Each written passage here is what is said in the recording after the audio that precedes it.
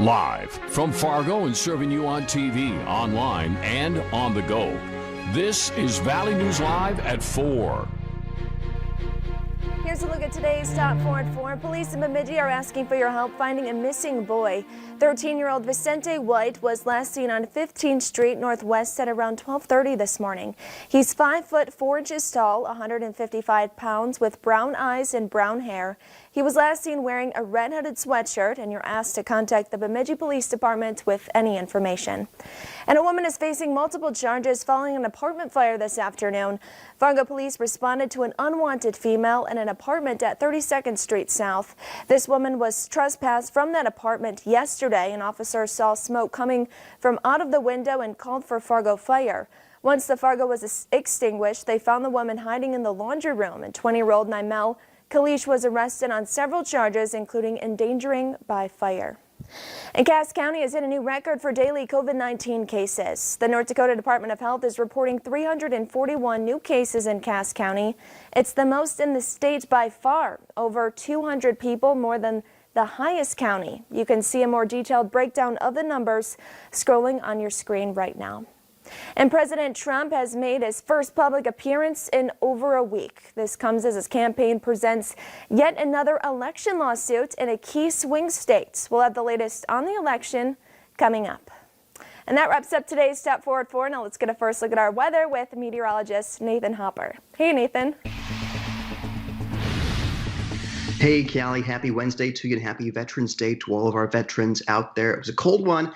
Out there, if you were out early, just as we expected, coldest air up in the Devil's Lake Basin, where we saw single digits, 5 degrees in Langdon, 5 degrees in Cavalier, 5 degrees in Grafton, then 7 in Halleck, 9 in Roseau. And then we were a little bit warmer in the Southern Valley, 16 this morning for that low temperature in Fargo. Our friends in Sisseton woke up to a mild 27 degrees. Now, temperatures are still fairly mild in the south, where we have those temperatures in the low to mid 40s, Aberdeen 48 degrees. Still seeing that coldest air up toward Devil's Lake and Roseau, Thief River Falls around 32 degrees, 42 right now in Fargo, which is very close to the average high for this time of year.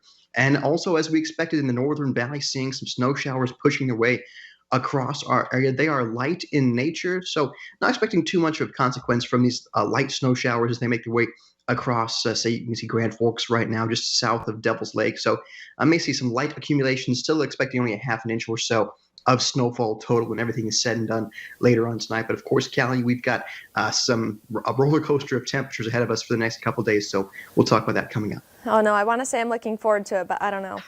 Yeah. Thanks, Nathan. And Sanford Health in Fargo has activated its next stage in their pandemic surge plan. According to an email obtained by Valley News Live, this stage of the plan focuses on 3 areas. The hospital is expanding bed capacity amid rising cases. They plan to continue with scheduled elective procedures, but new cases will be under review. They also plan to reassign staff from clinics to larger medical centers. The email also says Sanford is looking for Governor Burgum's new order allowing healthcare workers with COVID-19 to continue working as long as they don't have symptoms. And a meaningful surprise for a local military hero just in time for Veterans Day. About 50 years ago, veteran John Horner lost a ring he'd purchased during his time in the Army in the Korean War. He and his wife had been living in Linton for 60 years when they recently moved out, and when a new couple moved in, they began renovating. During the demolition, they came across the ring. It was badly tarnished as it had been in the wall for over 50 years. Family members got it fixed up and surprised the vet for the special day.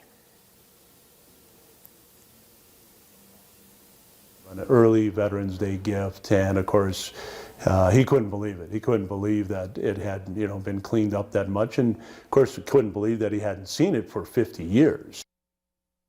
He says his father-in-law put the ring on right away and that he's going to remind him not to put it in between the walls this time. And there's another serious problem facing our veterans, and it's one we don't talk about. The sacrifices these men and women have made often leaves them with scars we can't see. Military suicide rates have increased 20% this year. We spoke to a military veteran, and he told us why the number 22 is special to him. 22 veterans commit suicide every day or attempt suicide every day. And, obviously I think the number is closer to 20 right now, but that's still way too high. And I'm so passionate about it because the person I slept next to in Iraq, he committed suicide right when we got back. The organization Mission 22 provides relief programs for veterans and their families. And the company that built the North Dakota Access Pipeline is suing the state of North Dakota. The Bismarck Tribune reports that Energy Transfer and Dakota Access LLC claim the state sent 16,000 confidential documents to a third party. This was done under an open records request, and the lawsuit says those documents put the pipeline employees and the citizens of North Dakota at risk. State attorneys have asked a judge to dismiss the suit, saying the documents are public property. And this week marks the 33rd anniversary of the disappearance of a vulnerable Wadena, Minnesota woman. Carla Beth Anderson was 23 at the time of her disappearance on November 13, 1987. She's listed on the Minnesota Bureau of Criminal Apprehension cold case playing cards. The cards highlight 52 violent unsolved cases from the past 50 years. If you know anything about Carla Anderson's case, contact the Wadena Police Department or the Minnesota BCA. And a shakeup is on the way for agriculture committees on Capitol Hill. Both the U.S. Senate and the House Ag committees will get new chairs. Names in the mix include lawmakers from the southern and coastal states. Observers say the potential candidates are likely to prioritize southern crops such as peanuts, rice, and cotton over traditional Midwestern crops like corn, soybeans, and sugar beets. And it likely means an emphasis on nutrition programs serving the poor. And a quarter of the staff at the Duluth Police Department is in quarantine due to COVID-19. The department is switching to emergency staffing schedule after 17 staff members tested positive. The Star Tribune is reporting that even their police chief, Mike Tuskin, is in quarantine. Until further notice, patrol officers will work 5 consecutive 12-hour days. Then they must quarantine for 10 days. And a Minnesota man is charged with an assault after attacking an elderly couple over a political sign in a Twin Cities suburb. Prosecutors in Ramsey County have charged 50-year-old Mark Ossaker with second-degree assault, threats of violence, and assault of a peace officer. They say he attacked an elderly couple with a golf club because of their Joe Biden sign. He also reportedly tried to run them over and swing at their police officer. Police say he later identified himself as a Trump supporter.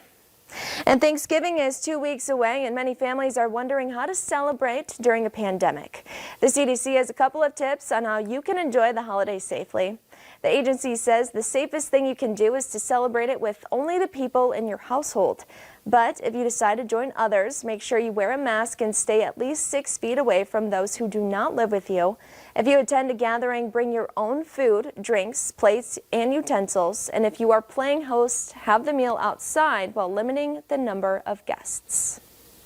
And speaking of the holiday spirit, Valley News Live is teaming up again with the Great Plains Food Bank for a virtual food drive. To find out, download our free VNL News app and look for the virtual food drive and click to donate.